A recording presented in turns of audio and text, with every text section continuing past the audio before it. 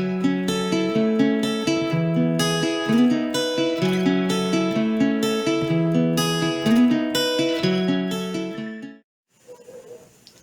guys, good morning. It's Christine. It is our family budget. So today is actually it's 4:30 in the morning at saka tingnan yung aking pimples, sobrang sakit. Um,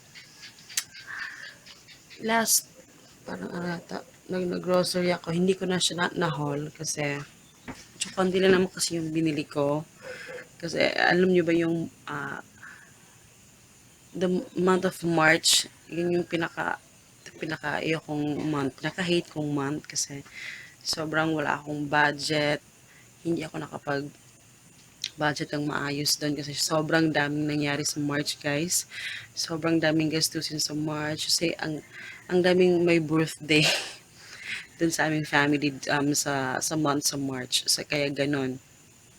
So, out of budget ako, guys. Parang, okay, this month, I need to, ano talaga, kailangan ko ng, um, So, kailangan kong mag-focus ngayon sa aking pagbabudget, guys, kasi medyo nagka-problema ako sa pagbudget sa month sa March. So, today is April na month ngayon. So, kailangan kong mag-focus to. Na kailangan kong back to basic sa budgeting. So, ayun. So, today, yung last pala guys, yun nga, nag-grocery ako. So, ipapakita ko lang sa inyo yung laman ng refrigerator namin, kung ano yung laman. Kasi konti lang naman talaga yung bibili namin. Meal plan for the week. Tapos, eto yung mga orders. Yan, dinikit ko lang siya dyan. Tapos, okay, dito na tayo. Ayan, yung freezer, hindi ko pa siya na-set. Sobrang busy. So, ngayon, gagawin ko na siya. Tapos, eto guys, eto yung binili namin na, ayan o, yung price niya, 50 pesos. Regular ground pork. Tapos, eto yung kasama niya. Ayan. Ayan siya. 50 pesos din. Kasi, nag-sale to guys sa Robinsons. Nag-sale siya. Yung April Fool's Day. Parang ano lang ata. Mga 3 hours lang. So, muntik na kami hindi makabili. So, 3 hours, 50 pesos lang yung price ng ground pork. So, until 5 p.m. lang ata yun. So, after 5 p.m. wala na siya. Back to regular price na siya. So, eto guys, ito ay lechon. Mga ano lang to, bigay sa amin ng father-in-law ko. So, hindi namin siya kinakain ng diretso lang. Iano ko to sa pinakbet or whatever na pwede ko paglagyan yan. Hindi yung full talaga na ano. Tapos, ito, may extra pa akong chicken dyan. Tapos, may green peas din doon para sa fried rice. So, ayan. Ganyan yung ano. So, ang gagawin ko dito guys pala is, ngayon is gagawa ako ng lumpia at parang burger patty. Gagawa ako. Kasi bumili ako ng burger bun. So, kailangan ko mag-budget. Kailangan ko mag-budget ng pagkain based dito sa kung ano yung mga nasa freezer namin. So, ayun. So, dito sa baba naman, ito talaga, hindi ko pa ito naman nagkagalaw, guys. Ito, ay, teka, ilalabas ko lang muna to. Ano to? Ayos na siya. Ano to? Yung sprout. Ayan siya. Yan. Iano ko to sa lumpia, guys, kasi maglulumpia ako ngayon. Check nyo lang sa sa next day kasi isa-separate ko yung recipe ng lumpia. So, ayan.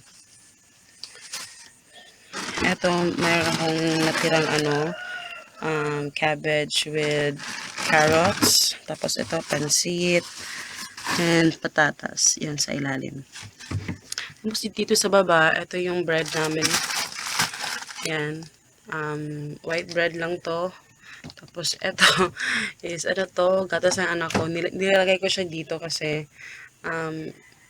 inaano siya ng mga langgam nun sa labas eh. Ewan ko paano siya nakakapasok dito sa loob. Tapos ayan, yung burger bun. Yung burger bun pala guys is ano lang to, 22 pesos lang ata ito. Tapos ito, meron akong extra na malunggay. So, dito sa baba, random na to guys kasi hindi ko pa to na ano sa taas. So, Yakult, bigay lang dito ng father-in-law ko. So, merong lemon doon. Tapos, ito some extra ano. Ito yung ano ko kahapon. Ang tira na kalabasa. Tapos, ito yung gagamitin namin ngayon na tawag dito. Lumpiang wrapper. Lumpiang wrapper.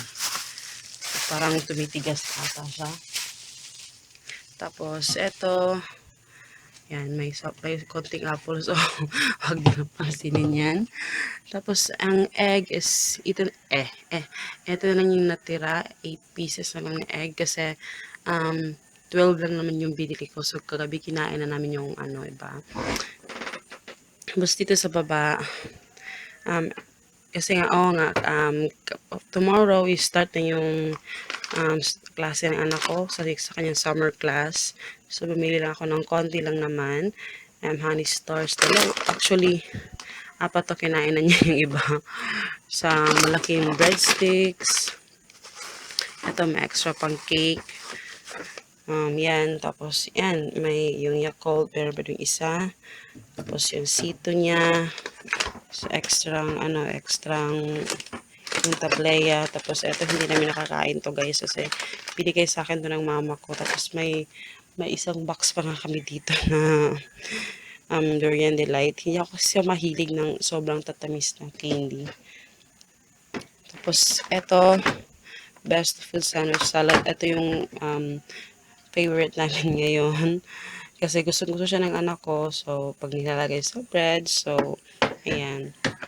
This is 95 pesos ata yung price nito. Kasi mas mura yung best foods compared sa Ladies' Choice.